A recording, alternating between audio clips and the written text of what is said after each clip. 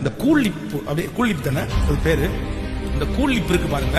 இது வந்து இந்த படிக்கும் போது 9th 10th இந்த மாதிரி நேரத்துல வந்து நிறைய பிள்ளைங்க வந்து கொடுத்துறாங்க. இது ஒரு ஆரம்பம்.